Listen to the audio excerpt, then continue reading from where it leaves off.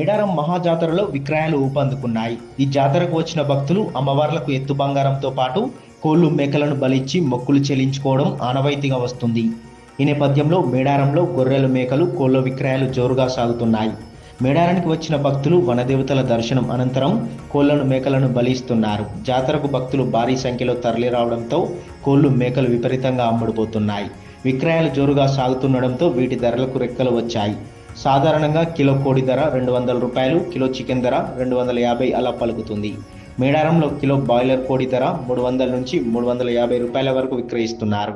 Kilo నాటుకోడి 350 నుంచి 400 మధ్య ఉంటుంది. కానీ మేడారంలో 700 రూపాయలు దాటిపోయింది. సాధారణంగా 420 రూపాయలు పలికే మేకపోతు కిలో లైవ్ ధర మేడారంలో 900 నుంచి 1000 వరకు అమ్ముతున్నారు. 8,000 వరకు పలికే మేకపోతుల ధరలు ప్రస్తుతం 12,000 నుంచి 15,000 వరకు విక్రయిస్తున్నారు.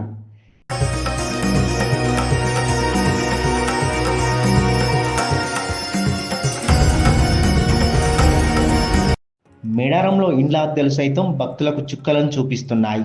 కనీస వసతి సౌకర్యాలు లేకపోయినా సరే ధరలు విపరీతంగా ఉన్నాయి. ఒక్క ఫ్యాన్ తప్ప ఇలాంటి వసతులు లేని రూమ్కు 6,000 వరకు అద్దె తీసుకుంటున్నారు. ఆఖరికి మేడారంలో చెట్ల నీడలో సేద తీరడానికి కూడా అద్దెలు వసూలు చేస్తున్నారు. ఆలయానికి సమీపంలో ఉన్నటువంటి తోటల్లో స్థానికులు భక్తులను సేద తీర్చేందుకు చెట్లను అద్దెకి ఇస్తున్నారు. ఇందులో ఒక్కో చెట్టుకు 1000 రూపాయల వరకు వసూలు చేస్తున్నారు. కోళ్లు మేకలు గొర్రెలు గదుల ధరలు పెరగడంతో ఇక్కడికి వచ్చిన భక్తులు ఇబ్బందులు పడుతున్నారు. మహాజాతరకు కేవలం తెలంగాణ రాష్ట్రం నుంచే కాదు, దేశ నలుమూల నుంచి అనేక మంది భక్తులు తరలి వస్తుంటారు. వనదేవతలను దర్శించుకోవడానికి వచ్చిన భక్తులకు ధరల మోత తీవ్ర ఆందోళనకు గురిచేస్తుంది. జాతర పరిసరాల్లో నిత్యావసరాల నుంచి బస చేసే గదుల వరకు అన్ని ధరలు విపరీతంగా పెరగడంతో సామాన్య భక్తులు ఇబ్బందులు పడుతున్నారు.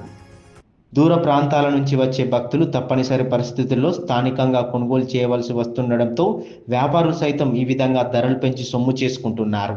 అధికారులు ఈ దోపిడీని అరికట్టేందుకు చర్యలు తీసుకోవాలని భక్తులు కోరుతున్నారు.